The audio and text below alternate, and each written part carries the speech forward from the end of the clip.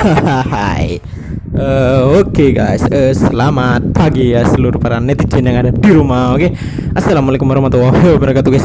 Kembali lagi bersama saya di channel Teguh dari Vlog guys. Ini kembali lagi bersama saya di segmen berita setiap hari tentunya ya. Saya akan upload kembali setelah di delay ya.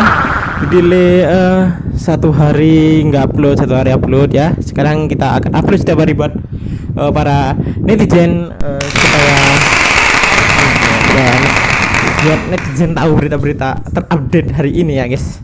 Oke guys, kita langsung saja. Guys, tak JP laptop deh. Guys, jangan lupa subscribe ya, subscribe. Oh. Guys, kita langsung menuju ke videonya guys. Ini videonya agak jelas sih guys. Ini tentang film, perfilman ya guys. Yang suka-suka film ya guys.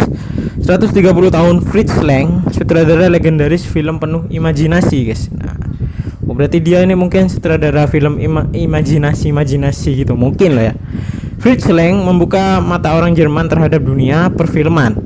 Bagi banyak pakar, sinias kelahiran Wina, Austria 130 tahun silam ini merupakan sutradara terpenting dalam perfilman berbahasa Jerman guys. Oh, berarti setiap film yang dia ciptakan tuh film bahasa Jerman. Nah, tidak dilakukan lagi, dia juga adalah salah satu sutradara paling berpengaruh di dunia.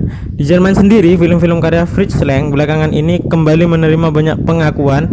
Film bisu karya-karyanya kembali direstorasi dan dinikmati dalam suasana yang cukup bagus ya guys. Mungkin diterima ya guys sama rakyatnya itu diterima gitu guys. Nah, festival film dan museum juga berlomba menyelenggarakan program retrospektif atas karyanya dan sejumlah publikasi juga guys. Nah, contoh filmnya guys, film ilmiahnya berjudul Metropolis guys. Film ini dibuat pada tahun 1927.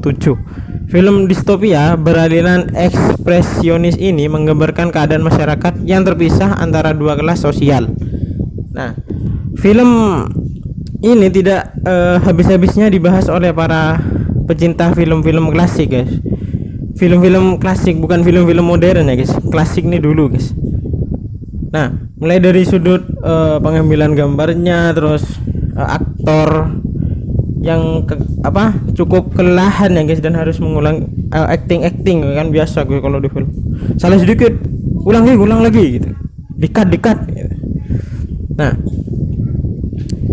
dan sinias kelahiran Wina pada 5 Desember 1890 ini guys memang ikon ekspor budaya dari Jerman. Nah, lembaga kebudayaan Jerman Goethe Institut pun gemar memutar ulang film-film besutan si Fritz Lang ini guys dalam berbagai waktu ya guys. Nah, ini adalah misteri kematian istri pertama si Fritz Lang ini guys. Nah, Fritz Lang lahir dari keluarga Yahudi, namun keluarganya beralih memeluk ajaran Katolik Roma saat sentimen antisemit mulai berkembang di Austria. Nah, seperti dikutip dari laman Britannica, Lang belajar ilmu teknik sipil di Wina. Namun dengan cepat ia lebih tertarik kepada lukisan, khususnya karya Gustav Klimt guys. Nah, ia sempat bertempur untuk Austria dalam Perang Dunia I yang mengakibatkannya terluka dan kehilangan satu penglihatannya guys. Jadi buta guys, satunya guys. Buta gitu. Nah, setelah perang ia menetap di Berlin dan menulis beberapa naskah dan cerita untuk proyek film bisu yang dianggap terlalu panjang dan ambisius guys, seperti Der Mudetod tahun 1921, Dr. Mabusa 1922 dan Die Nibelungen di tahun 1924 yang ceritanya berdasarkan legenda rakyat Jerman dari abad ke-13. Nah, oke guys, aku lanjutin lagi ya guys. Nah, berkaitan dengan kehidupan pribadinya, berita harian di Inggris ya guys menuliskan bahwa sang sutradara ini guys telah mencoba menyembunyikan fakta bahwa ia pernah menikahi perempuan bernama Lisa Rosenthal yang meninggal secara misterius di tahun 1920. Oh, ini mungkin sejarahnya ya guys, sejarahnya dia guys, Fritz Lang ini guys. Nah, Lisa ditemukan tewas di rumahnya dengan luka akibat tembakan pistol. Nah, tidak ada catatan bahwa Lang pernah menyebutkan peran Lisa dalam kehidupannya. Namun si penulis ini guys juga sarjana ilmu perfilman Norbert Group, juga dia tuh kuliahnya di itu loh, sarjana ilmu perfilman gitu ya.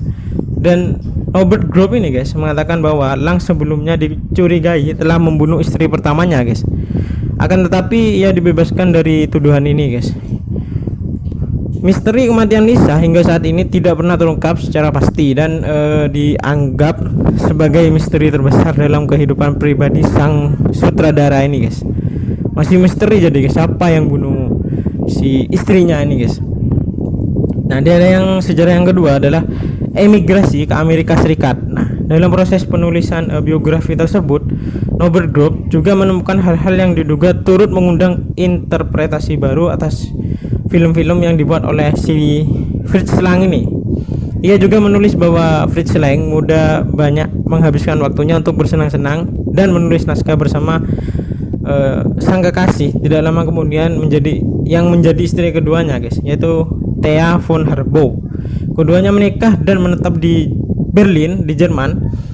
Thea von Harbou banyak berkolaborasi dalam penulisan naskah film karya Fritz Lang seperti Dr. Mabuse dan Die Nibelungen. Nah, pada tahun 1925 buku karya Thea von Harbou berjudul Metropolis terbit di Jerman, yang kemudian menjadi inspirasi film Fritz Lang dengan judul yang sama. Jadi sama-sama buat film, terus mungkin judulnya apa ya? Apanya ya sama ya? Judulnya apa ya mungkin ya?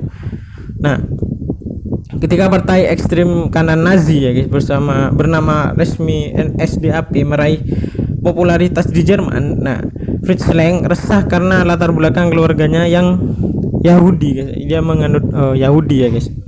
Nah, di tahun 1933, industri perfilman di Jerman mengalami kemunduran drastis saat Menteri Propaganda Nazi Joseph Goebbels menyewa sejumlah sutradara untuk membuat film dengan tujuan propaganda. Nah, dan menolak menjadi bagian dari perfilman propaganda Nazi.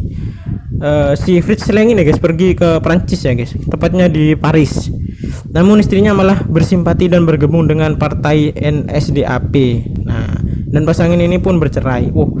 Istrinya jadi bergabung sama Nazi ya guys, pasukan Nazi ya.